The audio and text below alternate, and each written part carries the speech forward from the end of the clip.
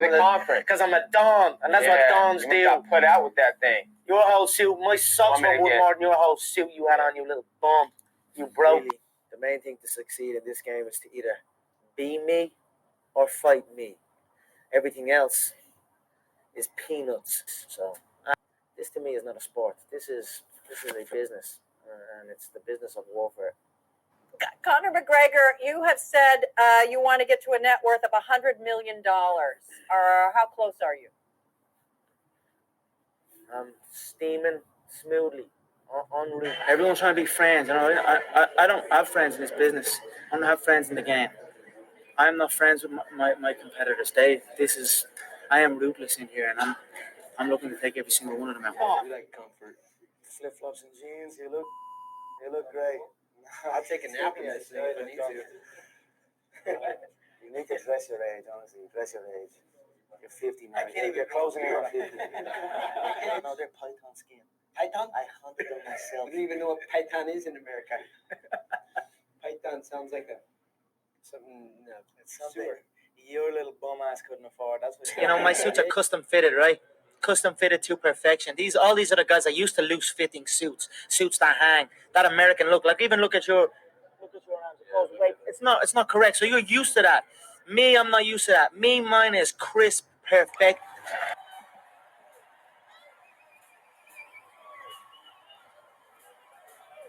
Life is so fucking good. How do I look? What the fuck is he wearing? He looks like a little breakdancer or something, a little 12-year-old breakdancer, bitch. What the fuck? He's 40. You're 40 years of age. Dress your fucking age. Carrying a school bag on stage. What are you doing with a school bag on stage? You can't even read. These custom-made suits aren't cheap. You know what I mean?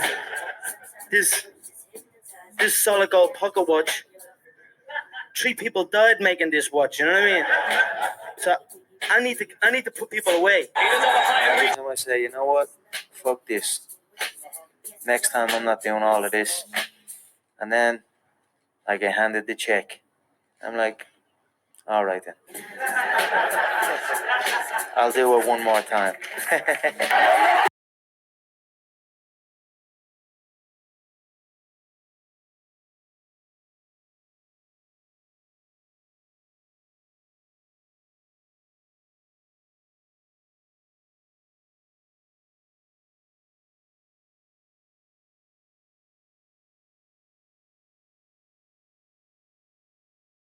Now, I was just a normal kid. Fights would happen as a kid. You're growing up out on the street playing football or whatever. But for me, it's stuck in my head. Maybe if a fight happened, another boy would have just left and he would have forgot completely about it. But for me, I dwelled on it. What way should I have moved there? He done this. Maybe if I had done that, I would have turned out better. You know, those type of things occupied my mind. I'm not afraid. Trust me, no. What do you think I'm afraid of, like? Man, I would fight that guy in a heartbeat. I would fight anything in a heartbeat. I will go forward and I will go at him. Really, it's a fight at the end. It doesn't matter who. There is no opponent. There's no Jose Aldo. Who is Jose Aldo? There's no one. You're against yourself. You know what I mean? You're against yourself. And, the only person that can give you problems is the guy in the mirror. You know, the person that you stare at every day. And once you have that locked down, which I do, I believe I'm the most mentally strongest guy in this on this roster. So I don't feel the guy to give me problems exists. You know, I think that's in your head. It's an illusion if you believe these are challenges. And that's what it is. But for me, it's smooth sailing all the way. It has been so far, and it will continue to be. I was asking you on Thursday about his right hand. Yeah. Can I tell you what you told me? I said his right hand would get him into trouble. It's the shot I predicted. I said he'd overload on his right hand. I said I'd slip. I said I'd bang the left hook. And that's what happened. Word for word, you said, I felt when we stared down, I felt his right hand was twitching, which was a subtle tell for me. He is ready to unload that right hand, and I feel that could be a downfall for him. If he lets that right hand go, I will not be there. I simply enter the way I enter, and that is enough. They either overextend or they shrink away, but either way, it is not good for them. I will create traps and dead space inside that octagon, and I will walk him into that dead space, but all of a sudden, he will be in danger. How do you do that? How do you connect these? If you can see it here, and you have the courage enough to speak it, it will happen. So I see these shots, I see these sequences, and I don't shy away from them. A lot of times people believe in certain things, but they keep to themselves. They don't put it out there. You truly believe in it. If you become vocal with it, you are creating that law of attraction, and it will become reality. And you will overextend, and you will catch it.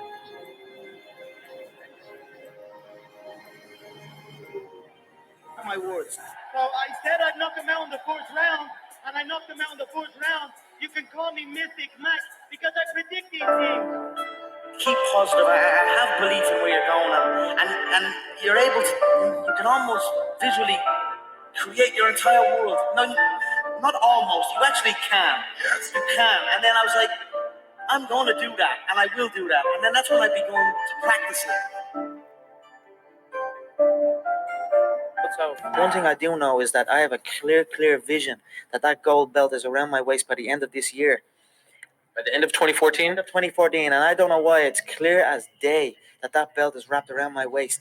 And these visions that I've been having, like I spoke at the start of the interview, they seem to be coming true. I seem to have a habit of predicting the future, so I will never go against that. I will embrace it. I don't see anything in the division that troubles me, not one of them. They don't move like I move, they don't think like I think, and they don't talk like I talk. That's my confidence. That's what I dreamed into reality.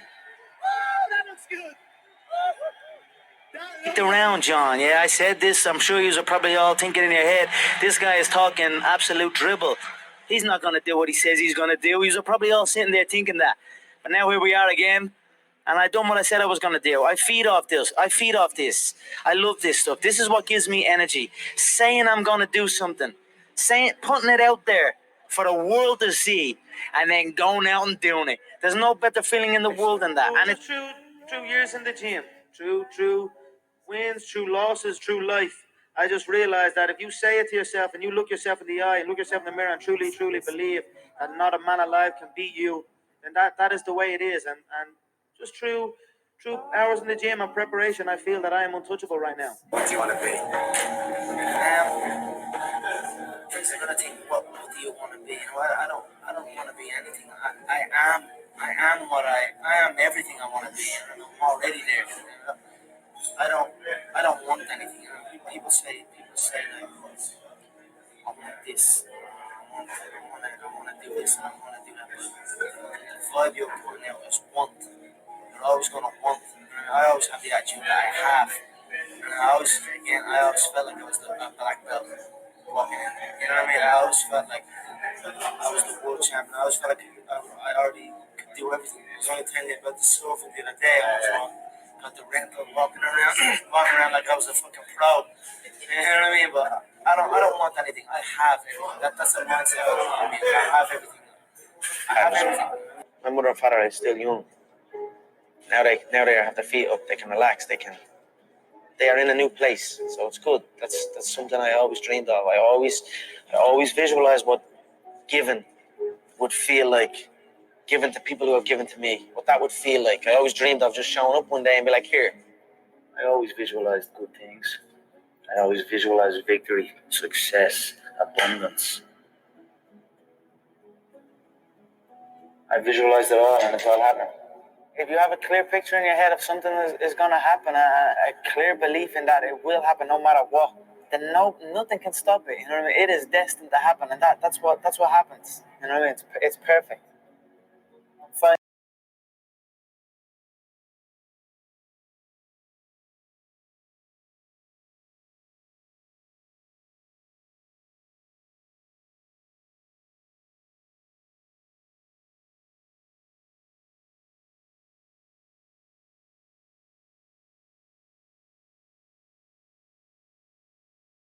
Wow, look at this. Really. Alvarez getting loose, getting better here in this round, though. Oh, man. Until then. Oh, he's done. He's done. It's all over. History has been made. Conor's accuracy and power was just too much for him.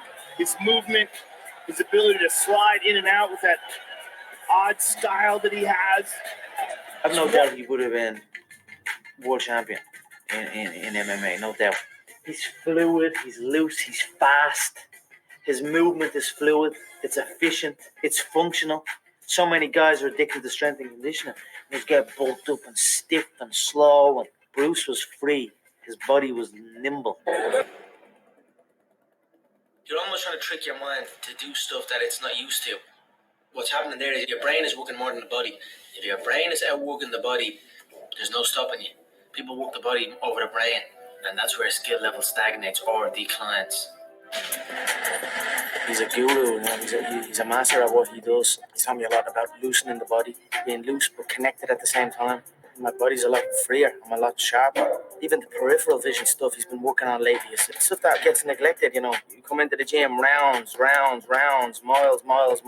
Before you know it, all you're doing is beating up the body. There's no brain training, there's no eye training, there's no nothing. So these are things he brings into the mix that are very valuable. And when you add that into the whole thing, it makes for a perfect storm.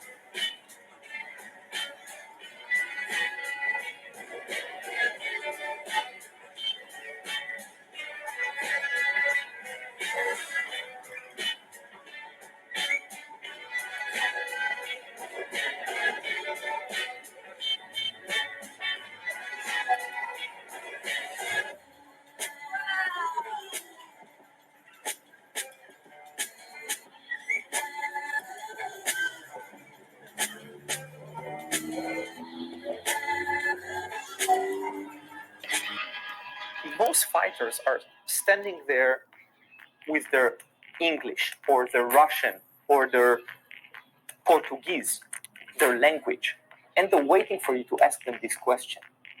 But all of a sudden you come up with some, oh, bruh, huh?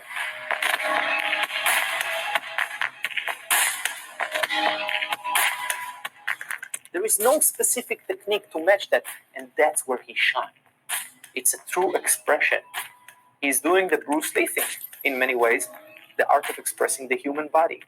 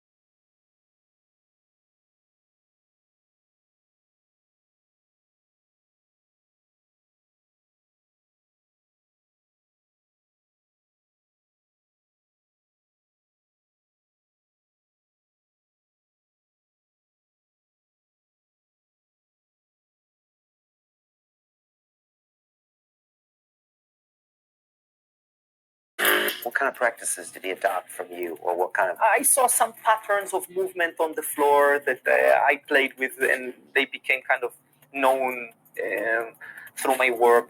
Things and ideas about movement and about talking about movement. What does he mean? It means this language. This is an arm, and if I don't perceive this arm as punch, elbow, but I perceive it as an arm, I am much more able to respond to what this arm can produce.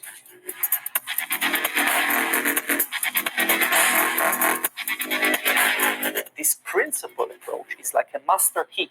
It opens any door, while the other opponent is fumbling around with a bunch of keys trying trying to find the right key for the door. It's a principle superior to technique. Principles much higher than technique. They produce techniques instantly.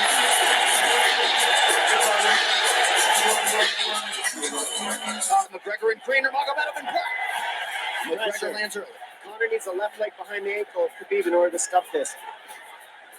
And now he's got it. But a good defense by Conor takes down the defense. And that's where Conor can use his left. There's the shot. And that's what his coaches, that's what they were talking about. He stuck that one. Oh, elbow by Conor. I see the body by Conor. Those knees to the body will add up. And so will the punches and the kick teams. Oh, uppercut. Oh, And now Khabib jumps the fence. No. Whoa! No, and he's going right at Dylan Dennis. Mayhem. Oh! And now one of Nurmagomedov's teammates throws a right hand and Conor, all hell is broken loose. I know it's still fresh, but where would you say this ranks in terms of crazy moments in your career? Number 1, 2, and 3.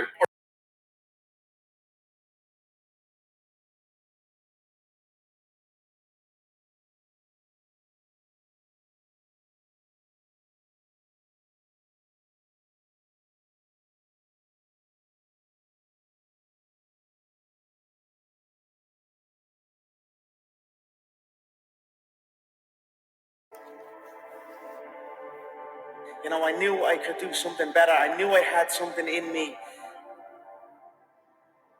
I just wasn't sure even what it was. Obviously, I was training for the fight game. But where I come from, we're not supposed to climb to these heights. We're told that. It's instilled in us.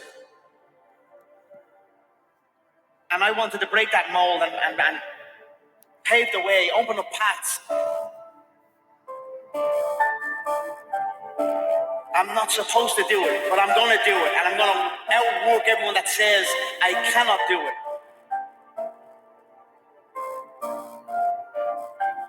For many times I was laughed at and not believed in, but you know what? Nothing external can defeat the internal. The only thing that can take someone down or break you down is internal. Nothing external is strong enough. It's just about making sure your internal dialogue and your internal belief in yourself is strong enough that it can withstand the external. The external is there. You've got to accept it. You've got to embrace it. You've got to understand it and be aware of it. But don't let it seep into your internal dialogue. Be a product of my environment. You know what I mean? If I'm in with the wrong crowd, I just kind of become wherever. You know what I mean? So that's why I like to be isolated, and that's why this has helped me coming out here and being locked in an apartment on my own, building back up my leg, going from rehab to home, because there was no outsiders. It was isolation. It was visualization. It was motivation, and it was dedication. There was nothing else going on in my life. You know what I mean? It needs to be like that. It needs to be no outsiders. It needs to be, you need to have your team and your focus, and that's it. I don't need friends that aren't involved in this game or that aren't on the same path. You know what I mean? Because it doesn't make sense. Like I said, you can go back way in time. My family name were bred on the battlefield, swinging pickaxes on the back of a horse. You know what I mean? That's where the McGregor name comes from. We come from the Scottish Highlands. We're warriors. It's all I know. It's all we know.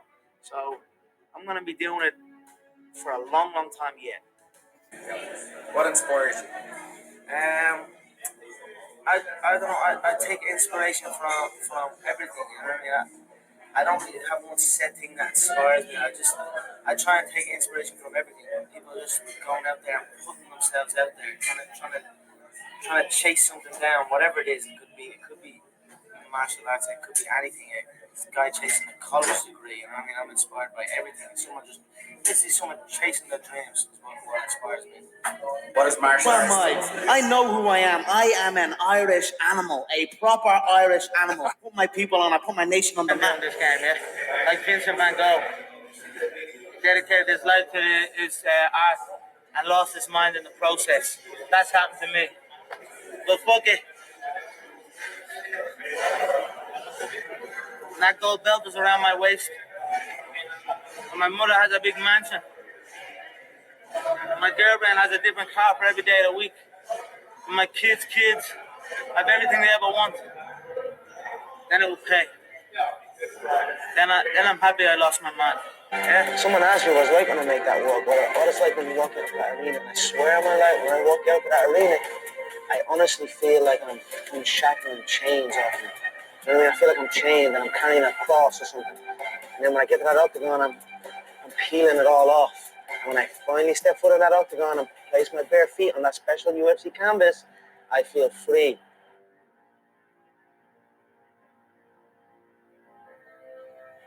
World tours I went on, the amount of media obligations, the amount of times I felt like I was a monkey in the zoo, locked in a cage, and they feed me a banana and tell me to dance. So I overcame a lot of adversity and a lot of hard work to get to that octagon. Proper is a term we use in Ireland if we say something is legit. And then 12 is the district I come from.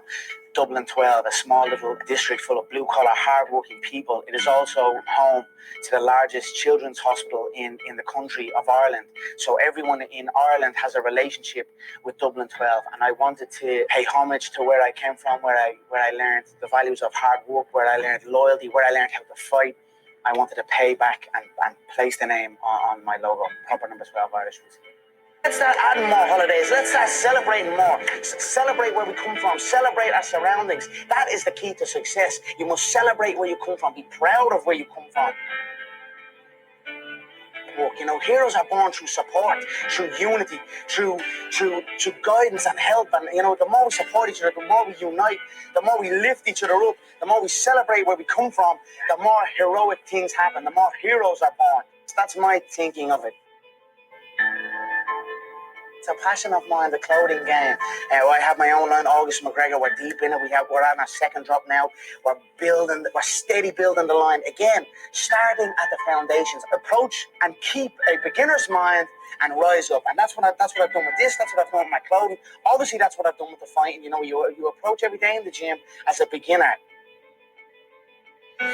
You look at people who go to like the beginners in the gym, they always make the biggest leaps, and then they always kind of filters out a little bit. The progress slows down. You approach something with a beginner's mind, ask questions, think a lot. You know, learn from anything and everything like a beginner, and you grow quicker, you learn quicker. And so that's what I'm trying to do with everything I'm doing. I fought a lot. It's a vicious game, and you've got to be fully committed, and you've got to be willing to go all the way. If you're in a game, make sure you're in it all the way, all in with it, and then that game will be your game.